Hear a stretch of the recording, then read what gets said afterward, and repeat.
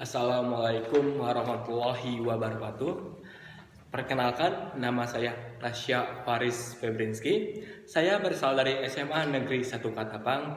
Terima kasih kepada Dewan dan Panitia yang terhormat untuk telah memberikan saya tempat dan waktu untuk membicarakan mosi.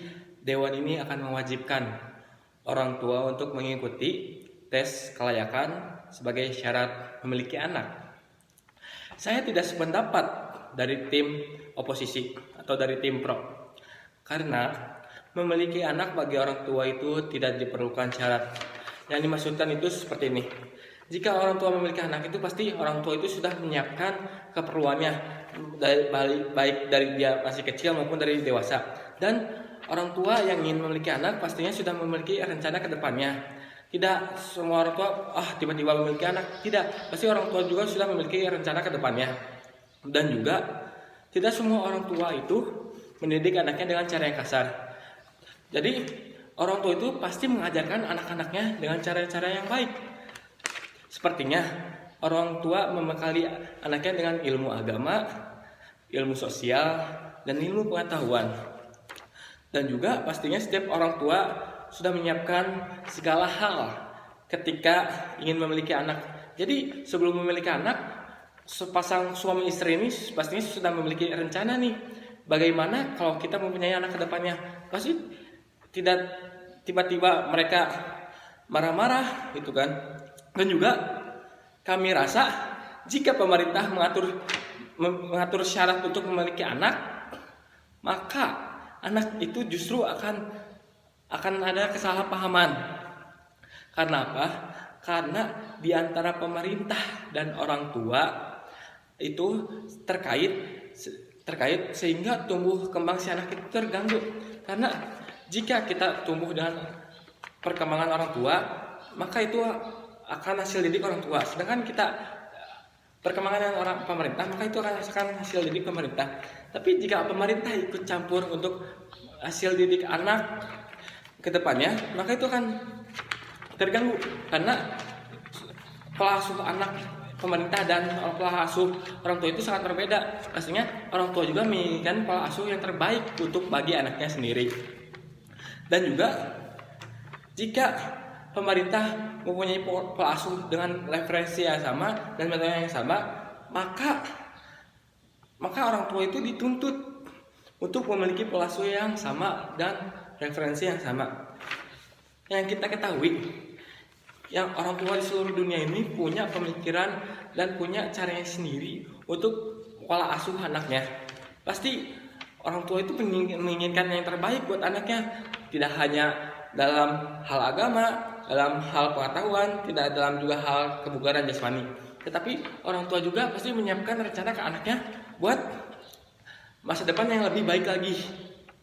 Dan juga anak yang berkembang tidak hanya dalam lingkungan keluarga, tetapi juga dalam lingkungan sekitar, dalam lingkungan pertemanan, dan dalam lingkungan sekolah. Jadi jika tumbuh kembang si anak itu akan berdampak besar di lingkungan sekitarnya. Dan juga orang tua itu sangat berperan penting untuk tumbuh anaknya. Jadi orang tua juga pasti bakal memilih lingkungan yang baik dan lingkungan yang buruk. Dan jika ada lingkungan yang buruk, pasti orang tua ini akan menghindarinya supaya anak itu tetap terjaga pergaulannya. Dan juga pemerintah tidak akan sanggup jika harus mengontrol semua pola asuh anak. Ya, misalkan di negara Indonesia ini sekitar ada 271 juta orang jiwa orang di Indonesia. Jika pemerintah mengatur semuanya, maka pemerintah tidak akan sanggup. Karena apa? Karena pemerintah itu hanya sebagian kecil saja, sedangkan masa perkembangan pola anak itu tergantung kepada orang tuanya. Jadi pemerintah itu tidak berhak buat ikut campur dalam pola asuh anak. Dan juga pemikiran anak itu berbeda-beda. Jika pemerintah mengharuskan anak-anak ini mempunyai pola yang sama, maka akan sangat rugi. Karena apa? Karena setiap anak itu punya pemikiran yang beda-beda dan cara yang berbeda-beda. Makanya untuk melaksanakan pemikiran anak-anak itu, maka harus dilakukan pembimbingan orang tua. Dan juga tidak hanya pola asuh orang tua aja, tetapi ada juga pola asuh agama. Pola asuh agama itu seperti kita mengaji, kita membaca Al-Quran, kita sholat. Jadi dengan kita melakukan pola asuh agama, kita juga akan menghindari yang namanya pergaulan bebas. Jadi orang tua itu akan memberikan dampak yang positif buat ke anaknya, dan juga orang tua pastinya akan memberikan nilai moral yang baik dari anak itu kecil sampai hingga dia dewasa. Dan jika orang tua tidak siap memiliki anak, sebaiknya jangan memiliki anak terlebih dahulu. Karena apa?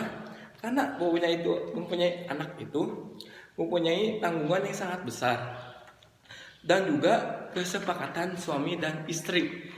Jika orang tua itu memiliki anak, pasti itu ada kesepakatan dari dua pasangan, dari pasangan istri dan pasangan suami. Jika keduanya sudah sepakat untuk memiliki anak dan bagaimana cara mengasuh pola anaknya, maka mereka akan memiliki anak. Tetapi jika dalam dua orang tua ini belum siap, maka keduanya pasti sebaiknya jangan memiliki anak terlebih dahulu. Dan juga apabila pemerintah masuk ke dalam permasalahan suami istri tersebut, takutnya permasalahan tersebut akan menimbulkan permasalahan yang baru. Contohnya, ketika dua orang tua ini sudah setuju untuk memiliki anak, tetapi tiba-tiba orang tua ini harus mengikuti tes, maka di antara satunya pasti ada kesalahpahaman, ataupun juga sebaiknya salah satu juga tidak bakal menyetujui untuk memiliki anak. Jadi kesimpulan saya tentang mosi perdebatan Dewan ini akan mewajibkan orang tua untuk mengikuti tes kelayakan sebagai syarat memiliki anak. Saya tidak sependapat, karena memiliki anak itu adalah sebuah persetujuan dari suami dan istri. Apabila keduanya tidak setuju atau salah satunya tidak setuju, maka anak tidak akan terjadi.